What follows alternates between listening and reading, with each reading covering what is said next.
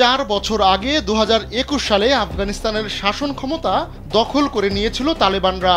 তখন তাদের ভয়ে নির্বাচিত সরকার থেকে শুরু করে মার্কিন সেনারাও পালিয়ে গিয়েছিল। এমনকি দীর্ঘ 4 বছর ধরে বিশ্ব থেকে অনেকটাই বিচ্ছিন্ন হয়ে পড়েছে আফগানিস্তান। কিন্তু এবার আফগানিস্তানের জন্য আস্তে আস্তে দুয়ার খুলতে শুরু করেছে বিশ্ব। চীন, রাশিয়ার পর এবার ভারতও আফগানিস্তানকে নিয়ে টানাটানি শুরু করেছে। এরই অংশ হিসেবে চলতি মাসেই নয়াদিল্লিতে যাচ্ছেন আফগান পররাষ্ট্রমন্ত্রী আমির খান মুত্তাকি।